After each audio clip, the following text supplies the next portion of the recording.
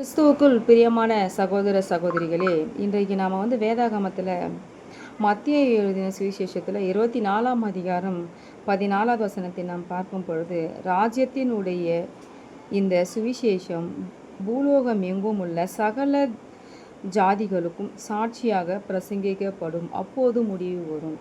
அப்போது சகல ஜனங்களுக்கும் பிரசங்கம் சுவிசேஷமாக பிரசங்கிக்கப்படும் அப்படின்னும்போது, இப்போது இன்றைய காலகட்டத்தில் பார்க்கும்போது இணையதளத்தில், யூடியூப் சேனலில், அதுக்கப்புறம் சமூக வலைத்தளங்கள் மூலம் நம்முடைய தேவனை பற்றி நிறைய பேர் பிரசங்கிக்கிறாங்க. இது உலகமெங்கும் போயிட்டுருக்கு இல்லைங்களா? அது ஒரு தீர்க்க தரிசனங்கள் நிறைவேறிட்டு இருக்கிறதா நம்ம பலர் சொல்கிறாங்க. நாமளே நினைக்கலாம். இப்போ நம்ம மூல முடுக்கில் எல்லாம் உட்காந்துட்டு இருந்தோம். இந்த மாதிரி ஒரு ஆண்ட்ராய்டு மொபைல் இல்லாத போதெல்லாம் நமக்கு என்னன்னே தெரியாது.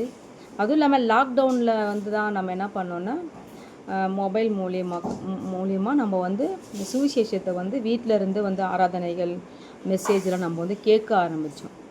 அப்போது இது எல்லா மனிதர்களுடைய எல்லாமே சந்து பொந்து எல்லா இடத்துலையுமே என்ன இருக்குதுன்னா, நம்மளோட ஆண்டவருடைய நாமம் எல்லா இடத்துலையும் உயர்த்தப்படுது.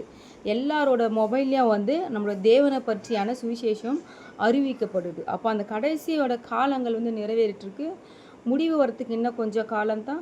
நம்முடைய தேவன் நிச்சயமாக வருவார். நாம் ஆயத்தமாக இருக்கணும். முடிந்த அளவு நாம் ஒரே ஒரு சின்ன ஒரு வார்த்தை ஒருவர் பார்த்தால் கூட அது என்னன்னா, நமக்கு பரலோகத்தில் நம்முடைய பேர் இடம்பெறும். நாம் செய்கிற ஒவ்வொரு தப்பிதங்களுக்கும் தேவன் நம்மை தப்பிக்க வல்லவராக இருக்கிறார். நீங்களும் கூட அன்றாடம் வீட்டில், வெளியில், வேலை செய்கிற இடத்துல ஒரு இடத்துலையாவது நம்முடைய தேவனை பற்றி ஒரு சின்ன ஒரு வாக்கை நம்ம சொல்லும்பொழுது தேவன் நம்மளோடு இருப்பார். அவரோட வருகைக்கு நாம் ஆயத்தமாக இருக்கலாம். தேவன் தாமே இந்த வார்த்தைகள் கூட ஆசீர்வதிப்பாராக. ஆமீன்.